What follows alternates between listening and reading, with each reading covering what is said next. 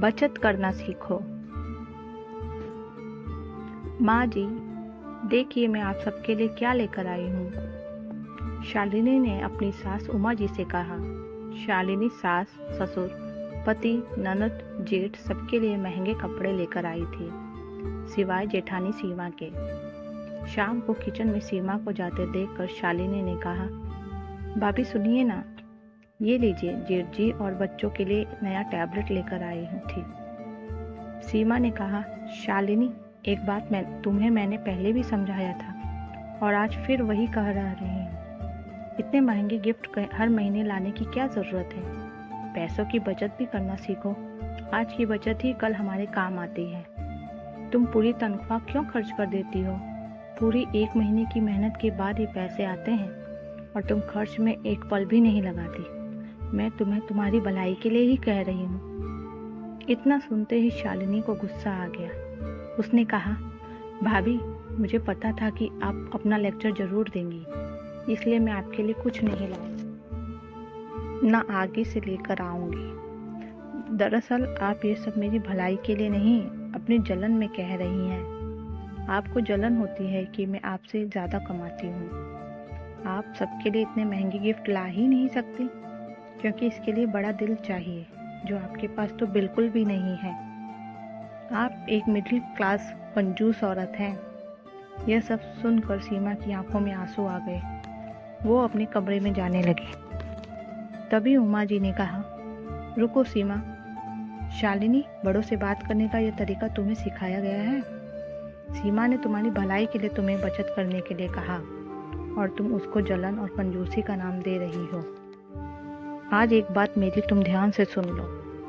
तुम्हारे ये महंगे गिफ्ट या कोई और चीज मेरी बहू सीमा की जगह नहीं ले सकती। और हाँ, अपनी इस बात के लिए तुमको एक दिन पछतावा जरूर होगा। शालिनी वहां से पैर पटकते हुए गुस्से में अपने कमरे में चली गई। शालिनी ने अपने पति अमन को ये बात बताई। कहा, अमन, बुरा मत मानना, लेकिन मैं चाहे कितनी भी कोशिश कर लूं, लेकिन भाभी की जगह कभी नहीं ले सकती, क्योंकि मैंने लव मैरिज की और जेठानी जी माँ जी की पसंद की हुई बहू है, इसलिए माँ जी भाभी को ज़्यादा प्यार करती है। और वहाँ हुई पूरी बात बताई। तब अमन ने कहा, शालिनी, आज एक बार फिर मैं भी तुमको समझा रहा हूँ कि तुम जितना गलत भाभी को समझती हो, वो उतनी ही समझदार और सुलझी हुई है। तुमसे तो वो कभी जलन रख ही नहीं सकती, क्योंकि उन्होंने ही पूरे घर को हमारी शादी के लिए राजी किया था। देखो अमन, तुम भी नहीं समझ रहे, मैं कोई छोटे मोटे घर की बेटी नहीं। मुझे पैसों की कोई कमी नहीं। मैं अपने शौक के लिए ही नौकरी करती हूँ, वरना मैं जो चाहूँ वो मेरे पापा मुझे तुरंत दिला दे। पापा का इतना बड़ा बिजनेस है, मैं क्यों बचत की चिंता करूँ? शालिनी ने कहा। अगले दिन रविवार को शालिनी दोस्तों के साथ घूमने जा रही थी। तभी उसकी नज़र हॉल में बैठी जेठानी पर गई।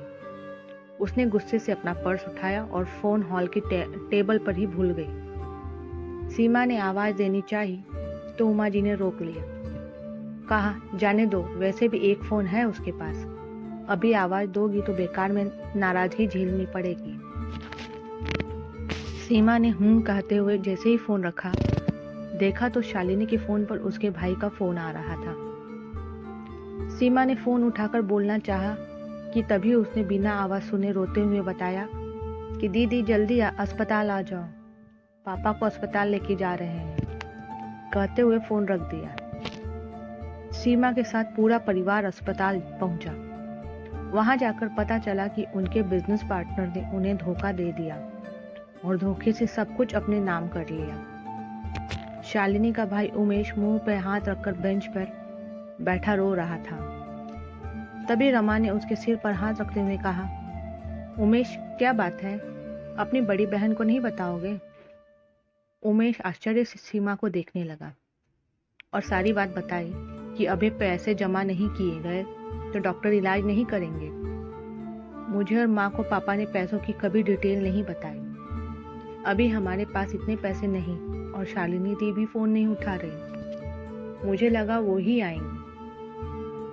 सीमा ने कहा, लाओ मुझे बिल दो और तुम आंटी के पास जाओ, मैं अभी आती हूँ, और जाकर काउंटर पर पैसे जमा किए।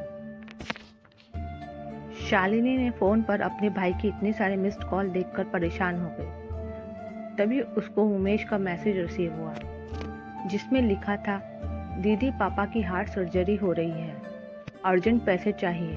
और उसने इस मैसेज में पूरी बात लिख के बताई। शालिनी भागती हुई अस्पताल पहुंची। तब तक ऑपरेशन हो चुका था। वहां सिर्फ अमन और उमेश मौजूद थे। शालिनी रोए जा रही थी।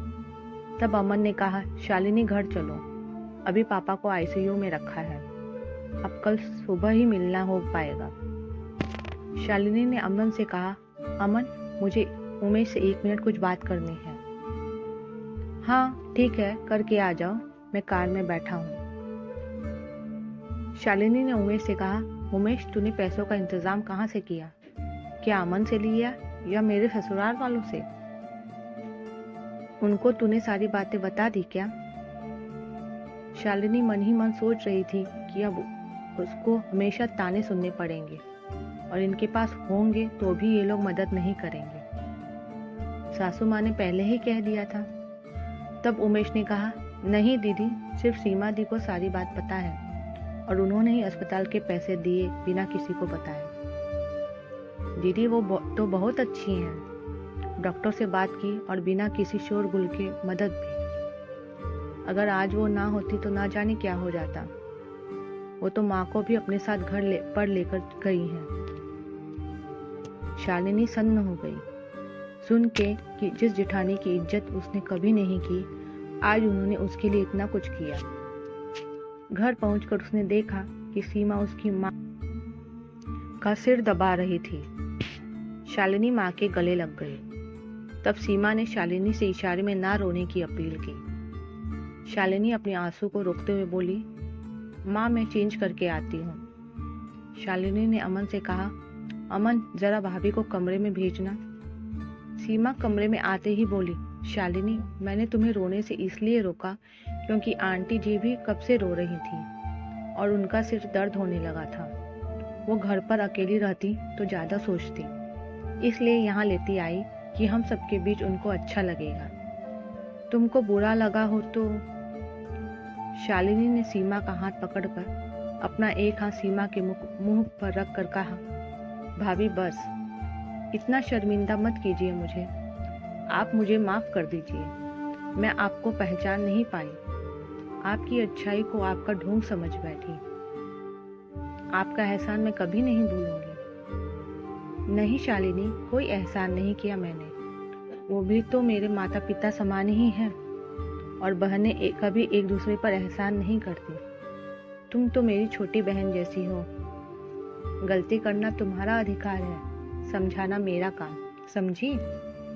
हाँ भाभी, शालिनी ने सीमा के गले लगकर रोते हुए कहा। लेकिन अब आपकी ये छोटी बहन कभी कोई गलती नहीं करेगी और आपकी हर बात मानेगी, वादा रहा।